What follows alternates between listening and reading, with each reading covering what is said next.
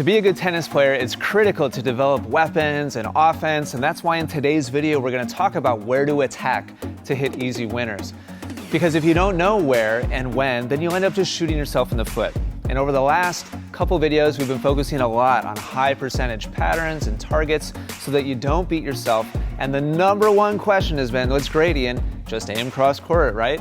When do I hit down the line? That's what we're going to answer today. And we're going to go over the three main reasons or criteria that you should be looking for that indicate now is the right time to go down the line. PAP. Let me know what you think what that means down below. And we're going to go to a quick example. We're actually going to start with a how not to. This is when you don't want to go down the line, when you don't want to attack. These are two 5.0 level players. And so they have weapons, they have offense that most players don't. They're in the top 5%. That's the breakdown. When you're in 5.0, you're top 5% of tennis players. And so for 95% of you watching, I don't recommend that you attack at this moment. Right here, the player on the near side is in perfect balance, perfect position. The ball is on the right side of the court. He's prepared himself slightly on the left side of the court. He's just in a neutral ready position, ready for anything.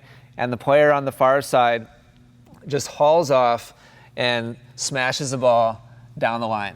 He aims close to the line, pretty close to the net, not a lot of margin, not a lot of clearance, but these are the shots that everybody remembers. This shot right there, that's the ball everybody wants, right? It kind of sticks in our mind. It's like the highlight shot. Fantastic. But for most of us, we don't have that shot making ability to hit the ball that hard, that straight, that close to the lines, and make it more than we miss it. That's where we need to be honest with ourselves. How many times do I miss this in order to make it? Because if you're missing it twice to make it once, it doesn't make sense. So let's go over those three examples now of when you should go down the line. That first P in PAP stands for position. Watch this point unfold, and while you get a feel for this first point, big thank you to Dylan, who's on the near side. He has the YouTube channel Dill Plays. He's been really kind and letting us use his footage.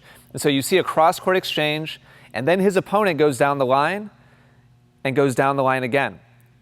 And what's really important here is to understand why. Why did he choose to take on that extra risk?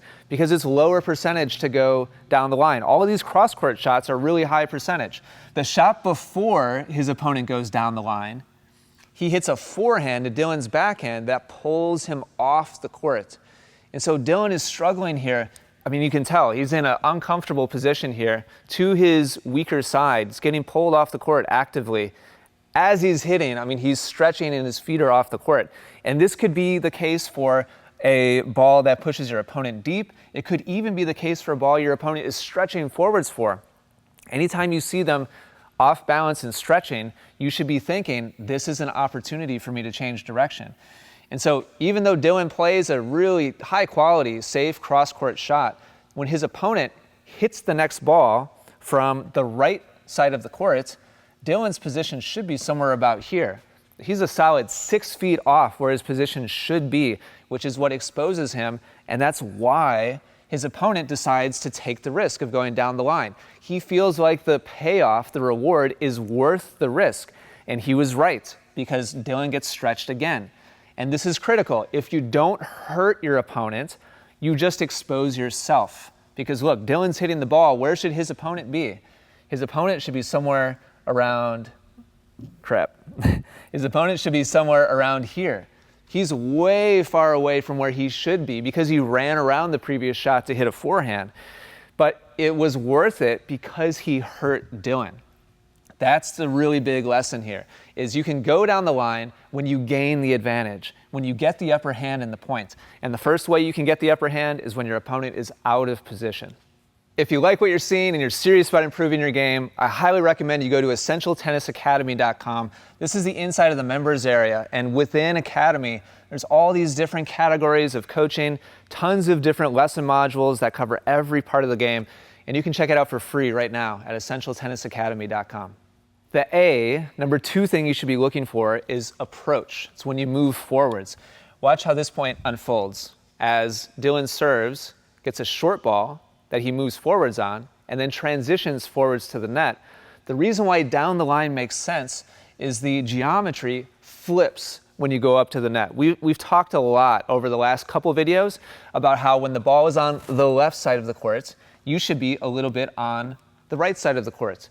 It's reversed when you're at the net. When you're at the net, when the ball is on the left side of the court, you also want to be on the left side of the court.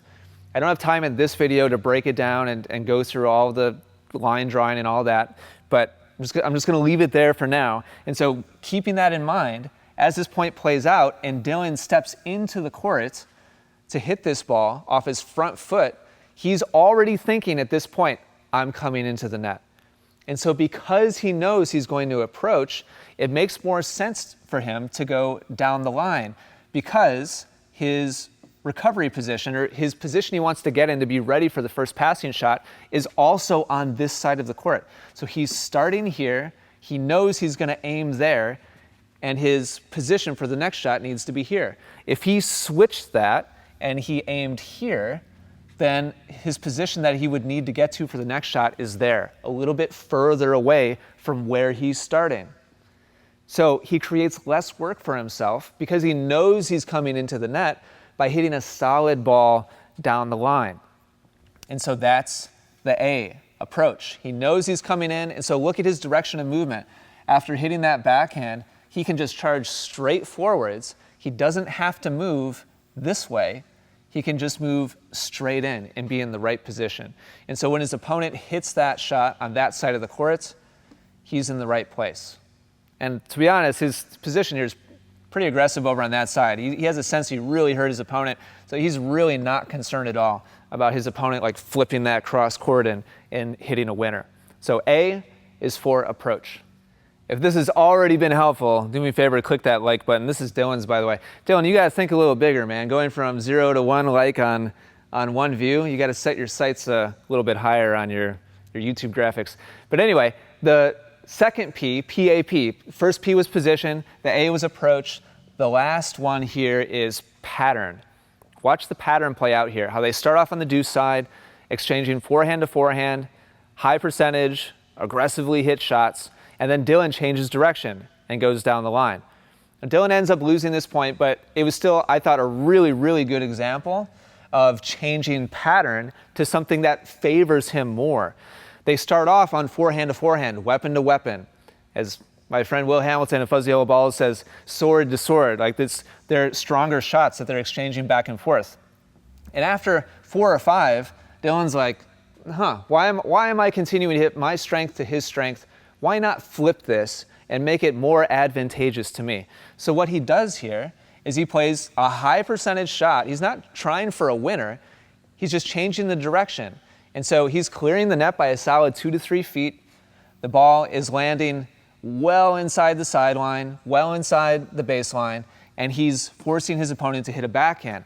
And now watch what he does here. Rather than position himself for a backhand, after changing the direction, he moves around to hit a forehand instead. So what he just did is he switched the pattern from forehand to forehand, and by going down the line strategically and then moving around the next shot, now what he has on a high percentage direction is his forehand to his opponent's backhand.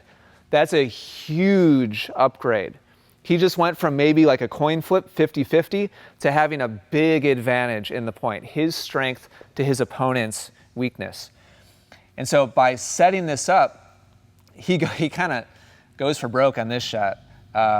Sorry to use this point, Dylan, really unfortunate, but you can see the setup that he just created, and you can see the intent here is to now go, okay, I just shifted from strength to my strength to your weakness, and now I'm going to attack to your weakness.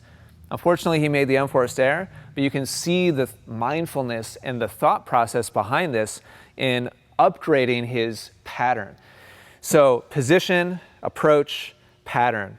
These are not the only 3 reasons why you should ever go down the line, but they're definitely the main 3. If it's been helpful hearing me break this down, please click that like button. It helps out the video. It helps more players see the video. Thank you so much for that. Be sure to subscribe so that you don't miss out on future videos. And let me know in the comments down below, what else would you like to see as we continue breaking down amateur point play. Thank you for watching. I'll see you in the next video.